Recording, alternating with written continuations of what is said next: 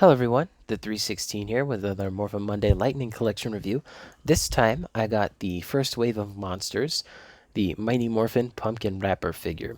This figure originally retailed for about $29.99. I was able to get mine on eBay for less than half that price, so I think I did pretty good. And let's get into the figure box. I missed these boxes, but the line's pretty much dead now, so I've thrown out pretty much all of my boxes. I think I've only kept maybe 10 or so. But there's the box for you. And I know no one's going to need this, but there's the barcode if you do. And then on the back, you got a render here of pumpkin wrapper. One thing I would like to point out, keep messing up the camera. Not that. On the box here, you can see that his two triangle eyes and his mouth are highlighted in black. And on the figure itself, there is no black in there. I think I might actually customize it so that there is black in there. I got some acrylic paints recently, and I think I might do that to this guy. I mean, he's only 15 bucks. Like, I wouldn't mind adding a wash to it. But let's go ahead and take a look at the accessories. So first things first, I think the most interesting accessory here are these pumpkins. They're 3 different molds, completely unique to each other. But what's cool about this, though, as you can see, all of them have this hole on the bottom. Well, what's that for? Well, if you haven't guessed already, it's actually, if you take... I'm going to do this off camera. This guy's head does not come off easy. I grabbed this putty thinking that his head would come off easy, but apparently it doesn't. There we go. Whew. That took a lot of force. Anyway, so what these are for is that you can... Alright, I'm going to have to do this one off camera too. Sorry, y'all. I would have had one pumpkin-headed, but I wanted to show you how it went on. This one is having a fit. It really doesn't want to go on there. Come on, you. I'm gonna give it one more attempt before I give up. The issue is the neck hinge keeps moving before I can pop it. Yeah, right. I give up. But it can go on the neck hinge, but I'm just going to stick it on top. But, you get the idea. You can have pumpkin-headed putties, or you can put it on the Ranger figures, for example. Can I get the putty's head back on there? Why did I do this? I could have done this off camera. If you're still watching the video, leave a comment that has the word pumpkin pie in it. Pumpkin pie, 2 words. Well, the putty's head doesn't want to go back on now. There we go. Oof. I should have grabbed a different figure. I'd used the remastered figures, but their head pegs are bigger, and I don't know if it'd fit on them. Anyway, back to accessories here. We have 2 different types of I guess lassos. You have this smaller vine piece here, which he can hold here, or he can hold here. He's got the larger one, as you can see. It's a pretty nice piece, very big too. You can easily fit a ranger's head on that. And then he has this really nice effect piece, which can hold a pumpkin, which this is probably how I'm going to display him. The only issue is, yeah, he's got ankle issues.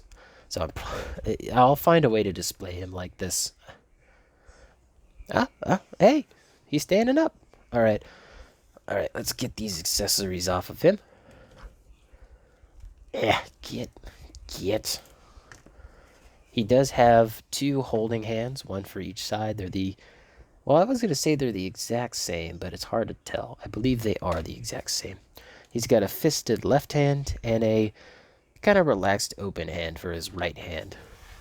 Good amount of accessories in this figure. King Sphinx only came with his staff, his wings, and his effect piece, which I did like that one too. But anyway, here's Pumpkin Wrapper without any of the accessories on him. Get those out of frame. And I really like this guy. There are some issues.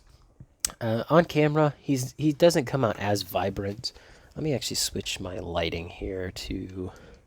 There we go. This is how he looks in person, more so. His chest there, as you can see, it's kind of a pink-orange. It's a very strange color choice. I know that matching paint plastics is hard, but that one's a really weird choice here. I think for the head, it's also the same color as the chest, but because it has a wash on it, it's not as noticeable. They did a really good job on the paint here that is here. The wash on this headpiece is fantastic. I really would have liked to have seen more of this type of paint job on other figures in the line. This is kind of like airbrushed dark green on top of this neck piece here, which is free moving because you can move his head around, as you can see. That's pretty cool. This figure does have issues that early figures in the line had, where the arms kind of curved inwards. It's kind of hard to tell. Maybe this one's a little easier to see, but you can see it's not a perfectly straight. It's curled inwards a little bit, but I think that actually makes the figure look a little bit better, and it doesn't get in the way of articulation, as you can see. No problems there. This figure, as far as I can tell, is all brand new sculpt. Even the hands, they have this kind of like pumpkin texture to them with the ridges. And does he have veins in his fingers? Trying to get a good view of that. He might have veins in there. It's hard to tell, really. They have the green on the knees here. That's painted. They got that on the shoestring type of piece there. The shoes here, I think, are the same color as the head piece. Very similar. And what I really like about them is that if you look underneath, it's just a normal, like, foot piece from a lightning figure, but they just added on top of it. I think that's just really a nice attention to detail, even if unintended. They probably just took a regular lightning figure, bought male body mold, upscaled it, added all the stuff on top of it, called it a day. Which, honestly, that's the way to do it, because this guy, he just looks like a normal dude, but with a big pumpkin head. Speaking of which, I want to look at that pumpkin head real quick here. It does come off, but I don't think it's supposed to. As you can see, there's some white residue here, which I believe is glue, but as you can see, that didn't stay on there. But if you can get the head off, you can also get that piece off, and that just looks weird. That just looks weird.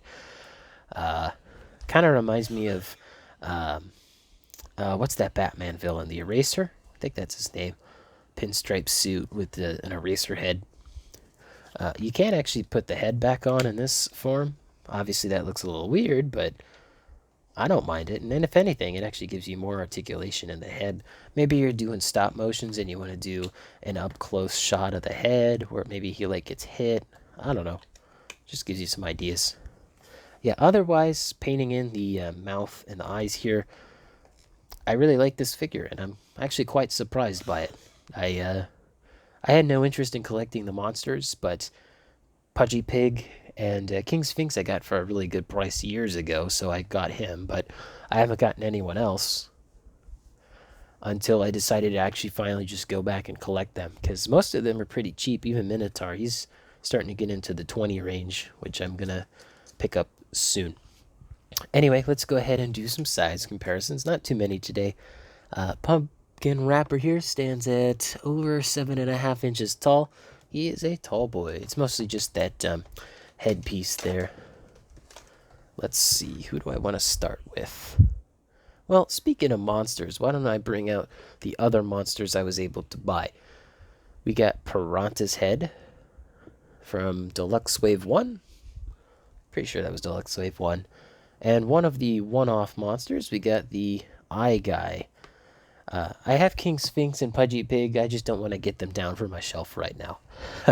But yeah, he looks really good next to these other two monsters, and it's really nice having these big figures. We will take a look at Eye Guy and Piranha's head in the next 2 weeks, and then depending on if I get Snizzard and Minotaur, they'll be next. Otherwise, expect these two guys in the next 2 Mondays. You know what? I'm going to leave them on screen. Not going to do too many of the Mighty Morphin Rangers, but I already showed him off. We got remastered green here. And we have the cell shaded pink, which was my last review, last Morphin Monday review. But I added the Dragon Shield to her because, Boom Comics, I thought it worked better for her than the original release. And speaking of monsters, or rather henchmen, I guess, we have the Putty. I almost said Pudgy. We have the Pudgy right now. Yeah, this is a great looking assortment of figures. Honestly, I got no complaints. Uh, let's see. Any other comparisons I want to do?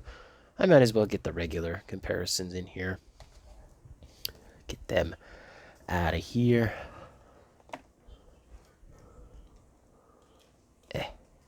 I got a lot of stuff on my desk, so I'm trying to make sure nothing falls. All right, here's Build-A-Figure Atrocitus, just to give you a size comparison. Ooh. Stay.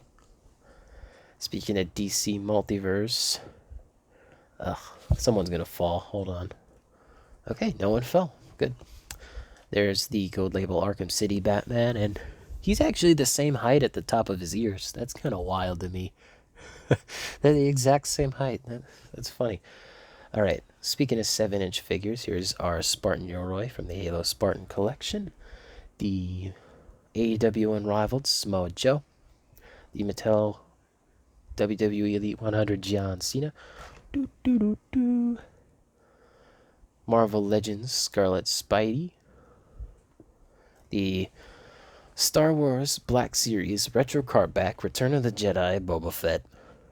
God, every time I bring this guy in, it's a mouthful. I should just call him Retro Card Boba Fett Black Series. Even that's too long. Star Wars Black Series Boba Fett. Yeah, Deluxe Boba Fett. I'll just bring him out. Star Wars Deluxe Boba Fett Black Series. I don't know. Dino Thunder Black, of course. Can't forget him. And the G.I. Joe Classified Tiger Force Outback.